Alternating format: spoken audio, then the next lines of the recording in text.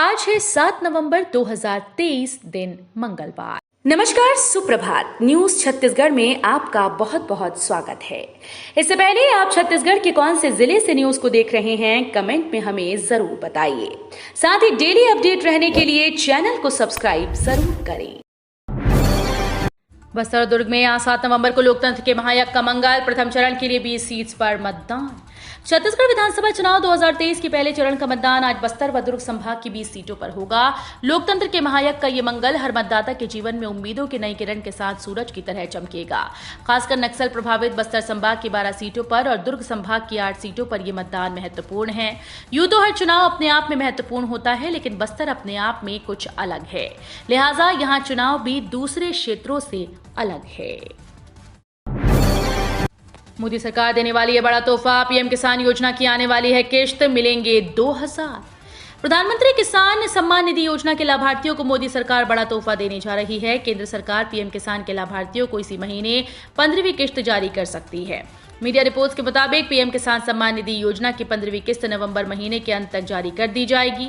हालांकि अभी तक आधिकारिक तौर पर कोई घोषणा नहीं की गई। बता दें कि मोदी सरकार पीएम किसान के लाभार्थियों को 6000 रुपए का सालाना नकद लाभ दिया जाता है, जो 2000 रुपए की 3 किश्तों में दिए जाते हैं। छत्तीसगढ़ के बस्तर संभाग की सभी 12 सीट पर कड़ी सुरक्षा के बीच होगा मतदान।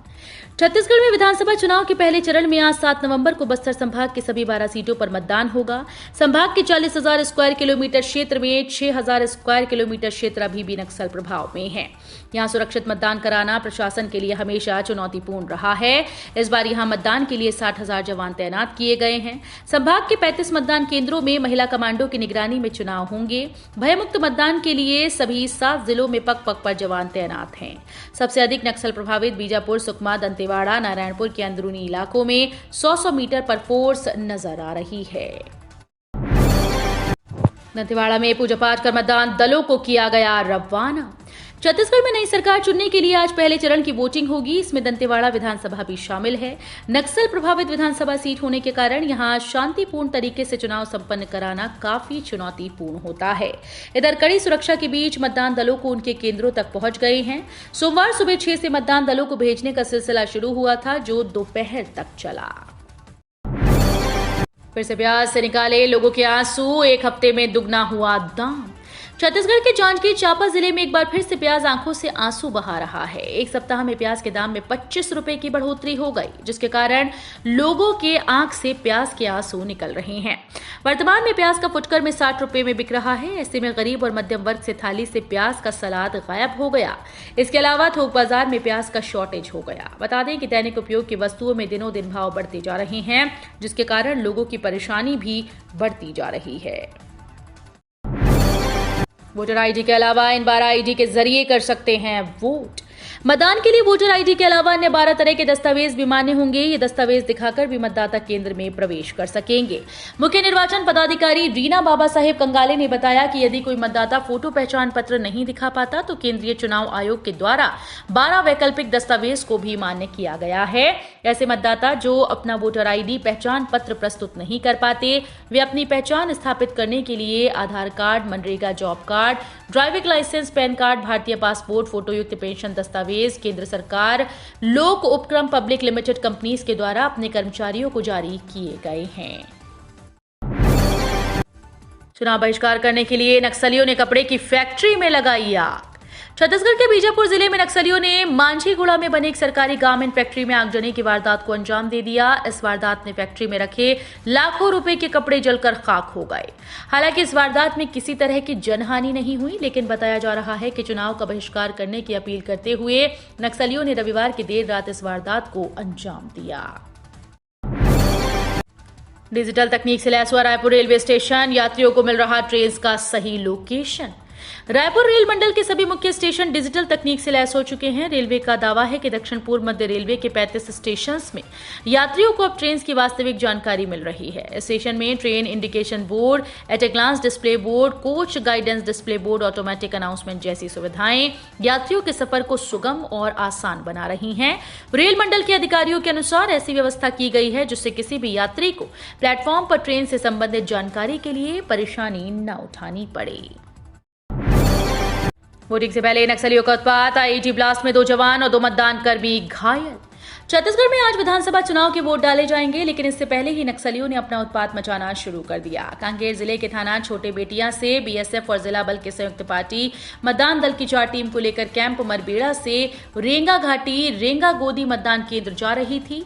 उसी दौरान रेंगा गोदी के पास लगभग शाम 4 बजे प्रेशर आईईडी की चपेट में आने से बीएसएफ के आरक्षक चंद्र प्रकाश सेवल और मतदान दल के 2 कर्मचारी घायल हो गए।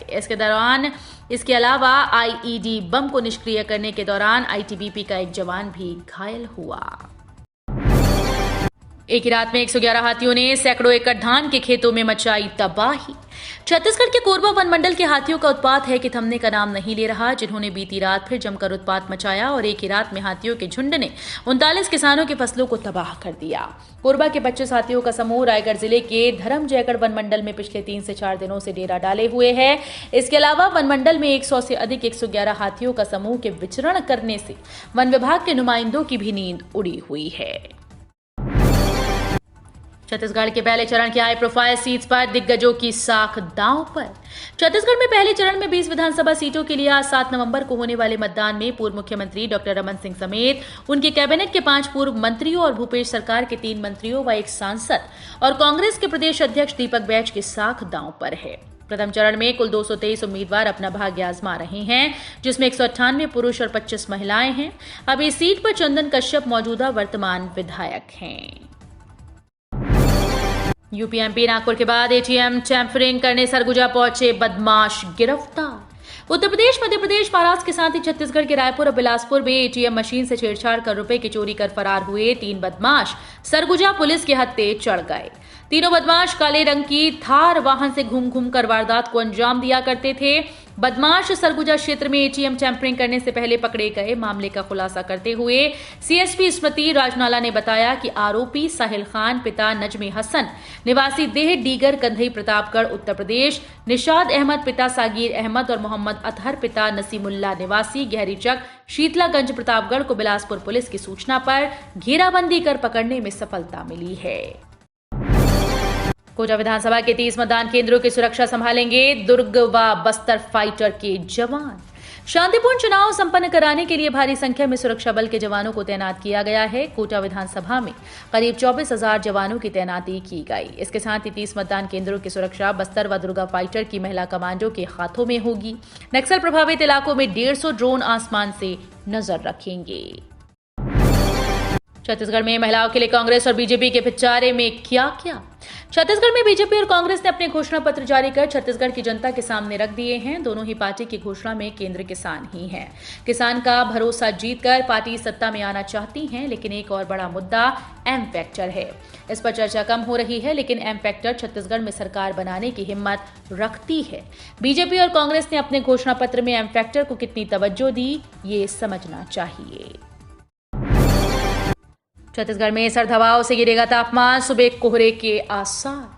छत्तीसगढ़ में रविवार से उत्तर की ओर से ठंडी और शुष्क हवाओं का आगमन शुरू हो गया, जिसके कारण प्रदेश में न्यूनतम तापमान में अगले 2 दिनों में 3 से 4 डिग्री तक गिरावट होने के आसार हैं।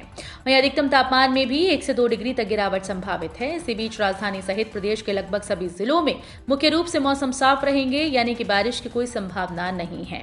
वहीं बस्तर संभाग को छोड़कर अन्य स्थानों पर मौसम शुष्क रहने की संभावना है।